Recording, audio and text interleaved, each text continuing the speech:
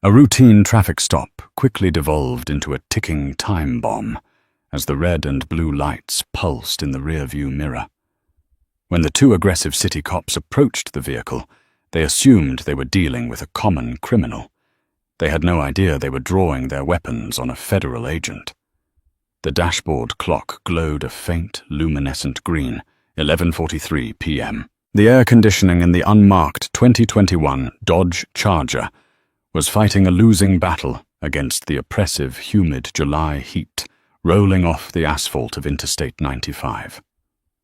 Deputy U.S. Marshal David Corbin rubbed his thumb across the bridge of his nose, feeling the deep grit of exhaustion. He had been awake for 19 hours, the last 7 of which were spent baking in a strip mall parking lot in the grittier outskirts of Baltimore. He was hunting a ghost. Richard Kellerman, a fugitive wanted for a string of violent armed robberies across 3 state lines, had been notoriously difficult to pin down. But Corbin's informant had sworn Kellerman was holed up in a motel off Exit 14. The intel was a bust. Now, Corbin was heading back to the federal building in downtown Baltimore to file his dead-end report and maybe, finally, get some sleep. Corbin wasn't in uniform.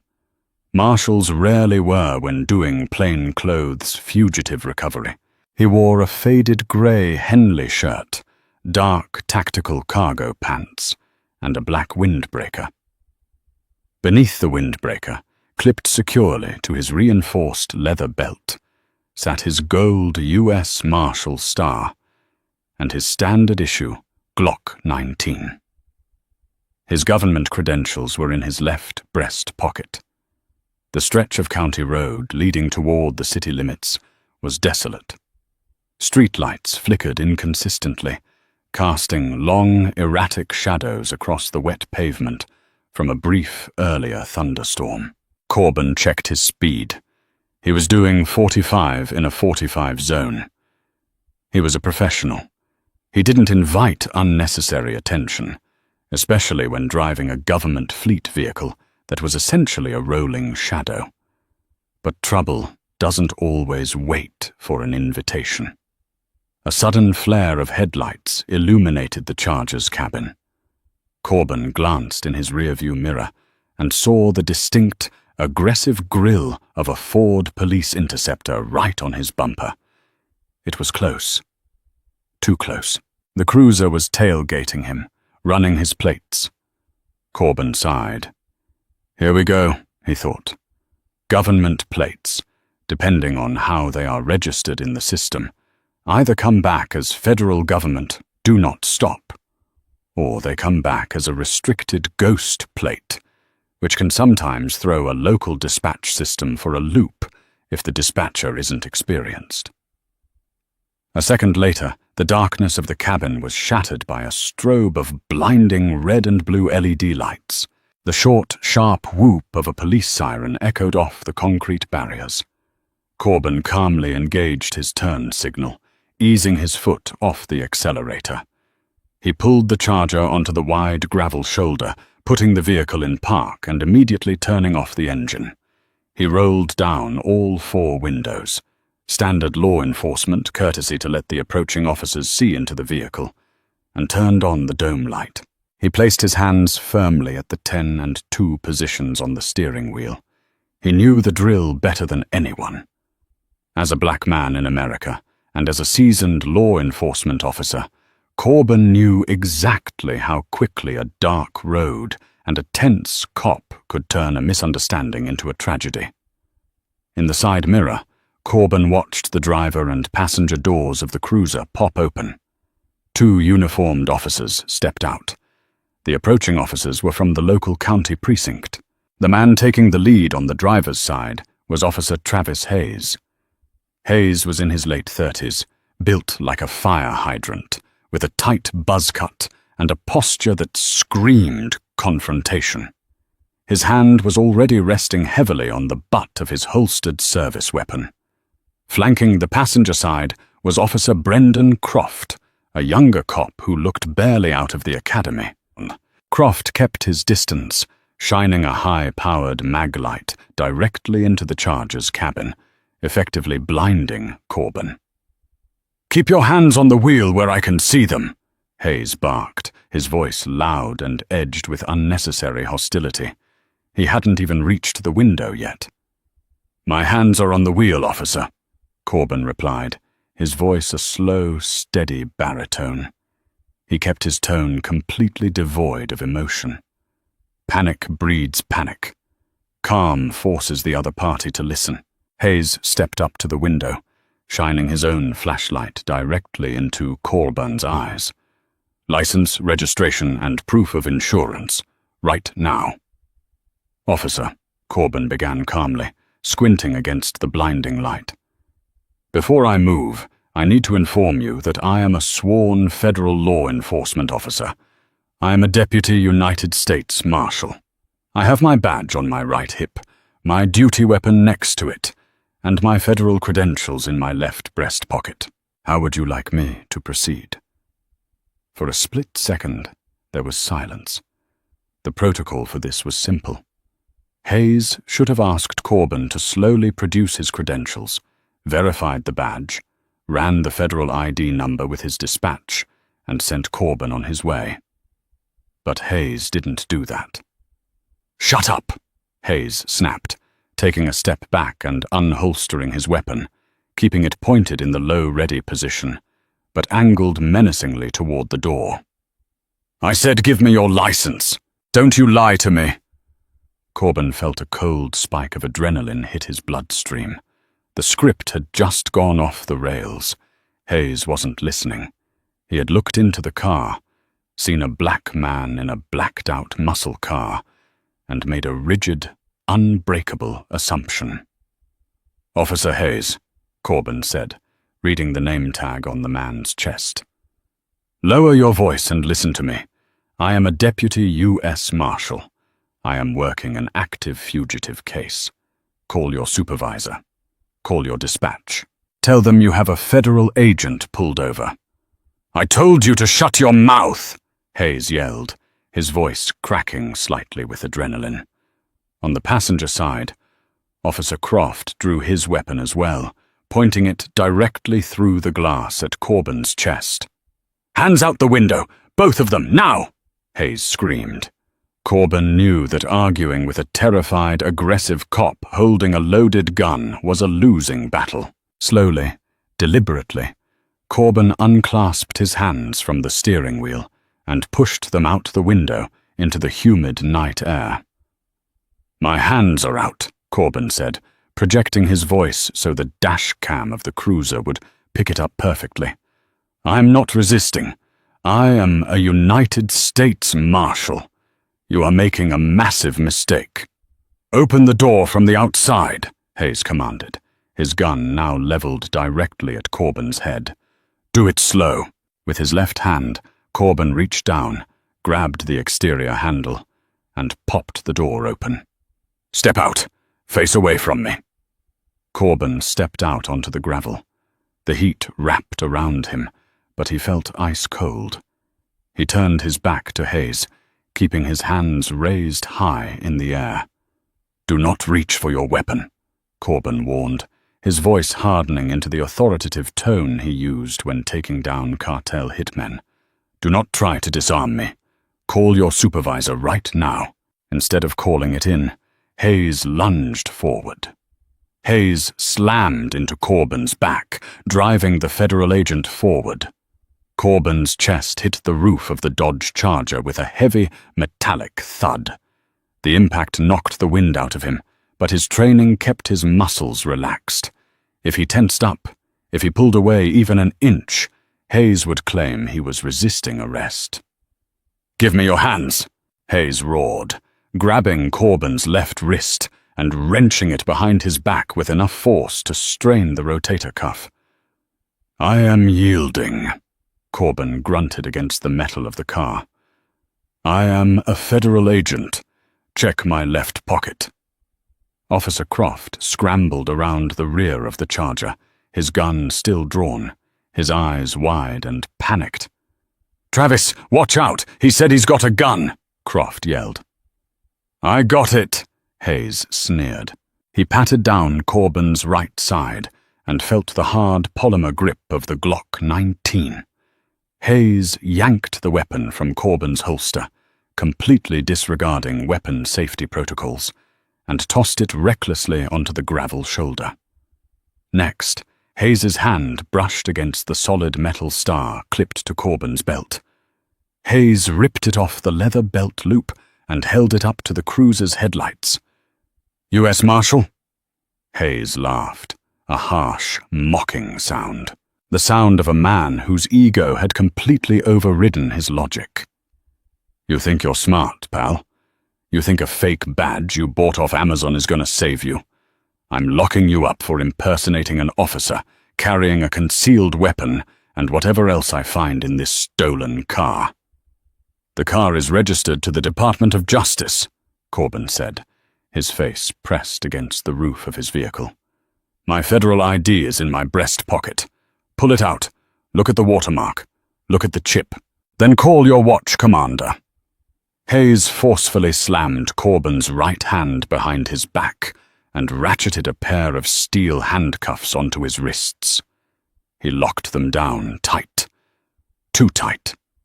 The metal instantly bit into Corbin's skin, cutting off the circulation.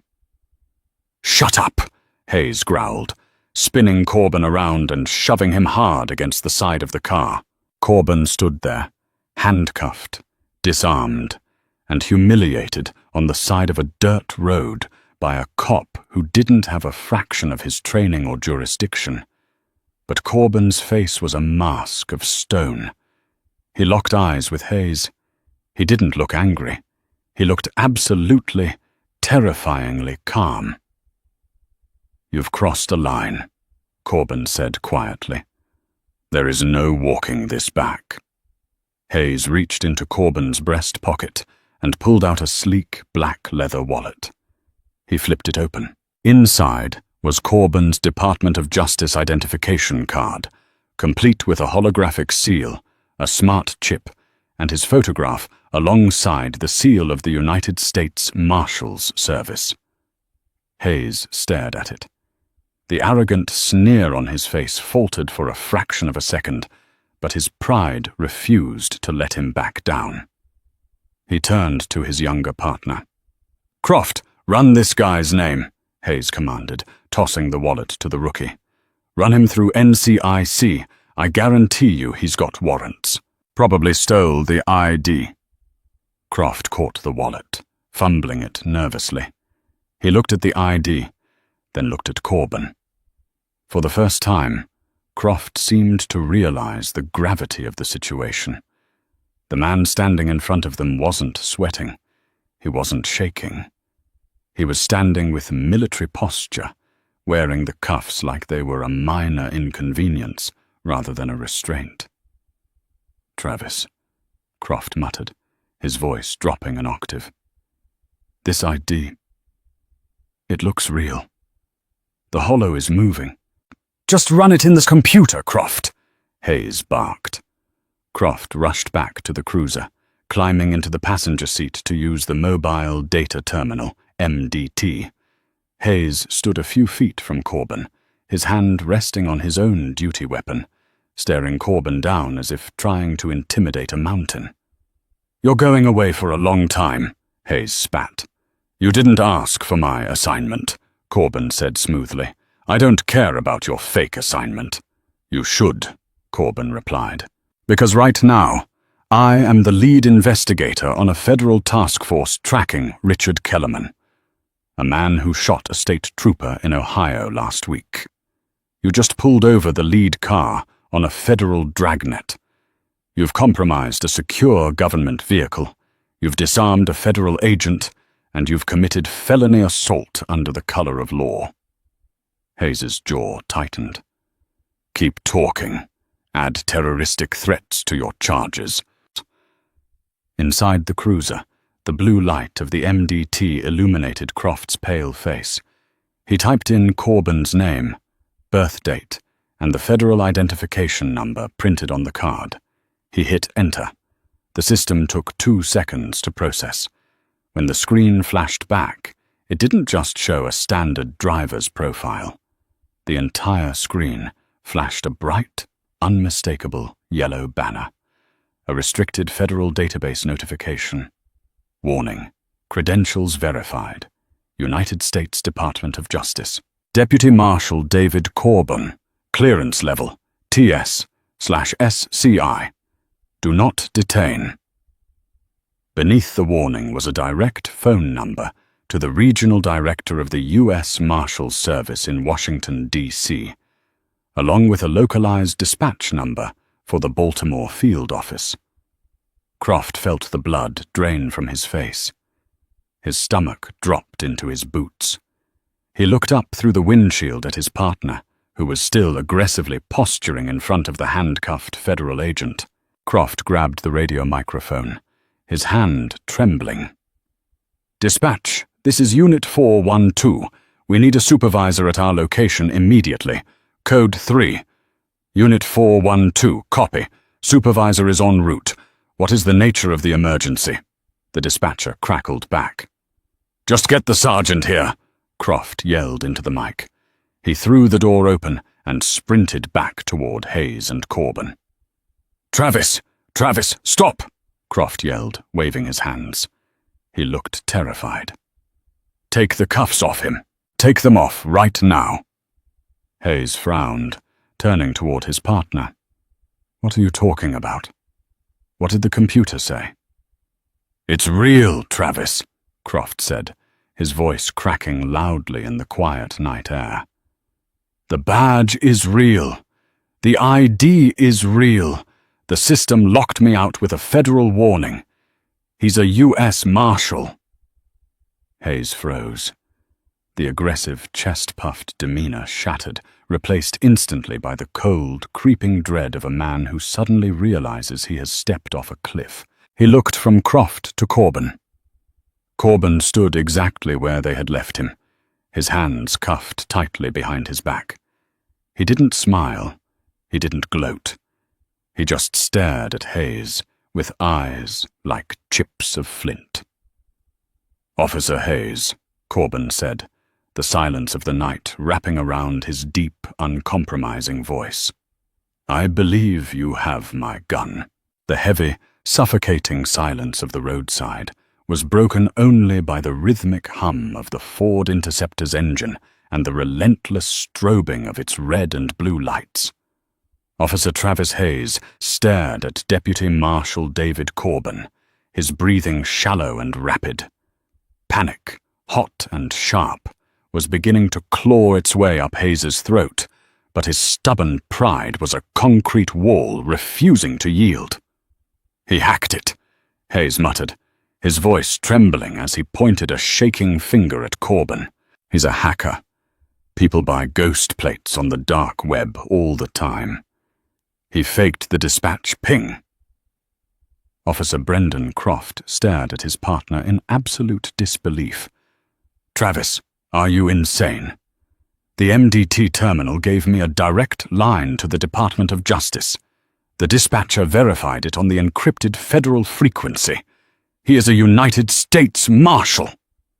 "Shut up, Croft," Hayes snarled, pacing violently across the gravel shoulder. His eyes darted around the empty stretch of highway, looking for a way out of the inescapable trap he had built for himself.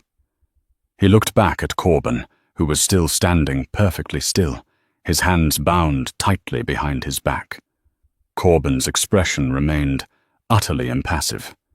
He was a master of psychological warfare, and right now, he was letting Hayes drown in his own catastrophic mistake. "I smell marijuana," Hayes said suddenly, loudly, deliberately projecting his voice toward his cruiser's dashcam. "I am detecting a strong odor of burnt marijuana emanating from the suspect's vehicle. I have probable cause to search the vehicle and maintain custody of the suspect." Croft's jaw dropped. "Travis, what the hell are you doing? There is no smell. It's a government vehicle." "Back me up, Croft," Hayes hissed, stepping close to the younger officer, his eyes wide and unhinged. "We say he was swerving. We say we smelled weed. We tear the car apart, and we find something to justify the cuffs. If we don't, I lose my badge, and you go down with me for failing to secure the scene." Before Croft could process the sheer corruption unfolding in front of him, the wail of approaching sirens shattered the night. 2 more local precinct cruisers tore around the highway bend, their tires screeching as they locked up their brakes and slid onto the gravel shoulder. Sergeant Thomas Miller, a 20-year veteran with a thick silver mustache and a no-nonsense demeanor, stepped out of the lead vehicle. He took one look at the chaotic scene. Hayes sweating bullets, Croft looking pale as a ghost, Corbin handcuffed against the Dodge Charger, and a federal-issue Glock 19 lying disrespectfully in the dirt, and marched forward. "What in God's name is going on here?" Sergeant Miller bellowed. "Dispatch said you pinged a federal ghost vehicle." "Sergeant, the suspect is resisting," Hayes yelled, immediately trying to control the narrative. "He's driving a stolen vehicle with fake federal plates. I smelled narcotics, and when I asked him to step out, he became combative and reached for a concealed firearm." "That is a lie!" Croft shouted, his voice cracking. He stepped directly between Hayes and the sergeant. "Sergeant Miller, everything he just said is a complete lie. The driver was entirely compliant. Travis pulled his weapon unprovoked, threw his federal badge on the ground, and cuffed him." Miller looked at Croft, then at Hayes, and finally at Corbin. He walked cautiously toward the handcuffed man, shining his flashlight on the black leather wallet resting on the trunk of the Dodge. He picked it up, inspected the holographic DOJ seal, and felt the smart chip embedded in the plastic. Sergeant Miller closed his eyes and let out a long, heavy exhale. He knew exactly what he was holding. He knew exactly what Hayes had just done. "Officer Hayes," Miller said, his voice dropping to a dangerously quiet register. "Uncuff him, now!" Hayes stiffened. "Sergeant, I am telling you." "I said take the damn cuffs off," Miller roared, his hand instinctively dropping to his own duty belt. Hayes swallowed hard, pulling the small handcuff key from his pocket. He took a hesitant step toward Corbin. "Stop," Corbin commanded. The single word cracked like a whip. Hayes froze. Corbin slowly turned his head to look directly at Sergeant Miller. "Sergeant, this man assaulted a federal officer, unlawfully disarmed me, and just attempted to manufacture a false felony charge on a recorded police dashcam to cover up a civil rights violation. If he touches me again, I will consider it a continuation of the assault." Sergeant Miller swallowed hard. The absolute, chilling authority in Corbin's voice left no room for debate. "Sergeant Miller," Corbin continued smoothly, "you will come over here and remove these restraints. Then you will walk over to that cruiser, you will secure the dashcam and bodycam memory drives, and you will place them in an evidence bag in my presence. Because if a single frame of video goes missing, I will have the FBI dismantle your entire precinct brick by brick." Miller nodded slowly. He stepped around Hayes, gently took the keys from the trembling officer's hand, and walked behind Corbin. With a sharp click, the restraints fell away. Corbin brought his arms forward, rubbing the deep, angry red welts cut into his wrists. He didn't stretch. He didn't yell. He calmly walked over to the gravel shoulder, knelt down, and picked up his discarded Glock 19. He blew the dust off the polymer grip, checked the chamber, and slid it back into his holster. He then picked up his gold U.S. Marshal star from the dirt, wiping it clean with his thumb, and clipped it back onto his belt. "Now," Corbin said, turning to face the 3 local cops, "call the watch commander, and tell him to bring the chief of police. We are going to have a very long night." Within 30 minutes, the desolate stretch of Interstate 95 had been transformed into a blindingly bright command center. 5 more local police cruisers had arrived, establishing a hard perimeter, but they were entirely dwarfed by the fleet of 4 black, heavily armored Chevrolet Suburbans that had roared onto the scene, their hidden red and blue grille lights flashing aggressively. The cavalry had arrived, and they were not happy. Chief Deputy Marshal Richard Dawson, a massive, broad-shouldered man with a scowl that could melt steel, slammed the door of his Suburban. He was flanked by 3 heavily armed deputy marshals wearing tactical vests emblazoned with Police, U.S., Marshal across the chest. Dawson bypassed the local police entirely, marching straight to where Corbin was leaning against his Dodge Charger, drinking from a bottle of water a paramedic had just given him. "You good, David?" Dawson asked, his eyes scanning the red bruising on Corbin's wrists. "I'm fine, Rick," Corbin replied, his voice at calm. "Just a delay. But the local boys gave me quite the welcome." Dawson turned around, his eyes locking onto Travis Hayes. Hayes was currently standing near the bumper of his cruiser, completely stripped of his duty weapon and badge, surrounded by Sergeant Miller and a very pale, very nervous local police captain who had been dragged out of bed. Dawson walked over to the local brass like a storm making landfall. "Captain!" Dawson barked, not bothering with pleasantries. "I want a clear, concise explanation as to why my lead task force commander, who is actively hunting a fugitive wanted for attempting to murder a state trooper, was pulled out of his government vehicle at gunpoint and handcuffed like a dog on the side of the highway." The local captain stammered, wiping sweat from his forehead. "Chief Deputy Dawson, I assure you, this was a massive breach of protocol. Officer Hayes acted entirely outside of departmental policy. He misidentified the vehicle, and, well, he made an unforgivable error in judgment." "An error in judgment?" Dawson repeated, his voice dangerously low. He pointed a thick, calloused finger directly at Hayes. "An error in judgment is writing a ticket for a broken taillight when it's just a loose bulb, pulling a gun on a sworn federal agent, disarming him, and attempting to fabricate a narcotics charge on camera. That's not an error. That is Title 18, United States Code, Section 242, Deprivation of Rights under Color of Law. That's a federal felony." Hayes couldn't look Dawson in the eye. He stared at his boots, his hands trembling violently. His career wasn't just over. His life as a free man was hanging by a thread. The arrogant, untouchable demeanor he had displayed just an hour ago was completely obliterated. "Chief Dawson," the captain pleaded weakly, "we are initiating an immediate internal affairs investigation. He will be suspended without pay pending termination. We will handle him." "No, you won't." Corbin's voice cut through the humid night air. Corbin walked over, joining his supervisor.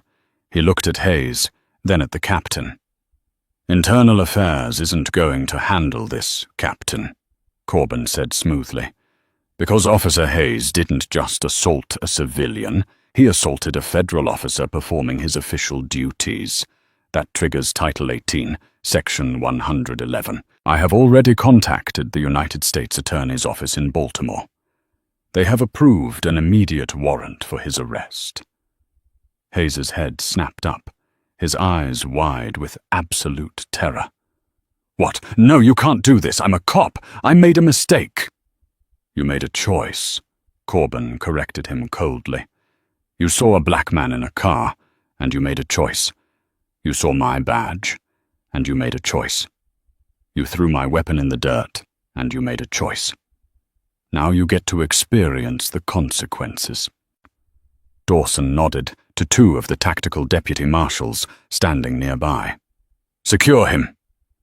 The local cops stood in stunned, absolute silence as two federal agents stepped forward, grabbed Travis Hayes, and spun him around. The harsh, metallic ratcheting of federal steel handcuffs echoed loudly into the night. The exact same sound Hayes had subjected Corbin to just an hour earlier. "Travis Hayes, you are under arrest for the assault of a federal officer and deprivation of civil rights," one of the marshals recited clearly, patting him down with professional, rigid precision. "You have the right to remain silent."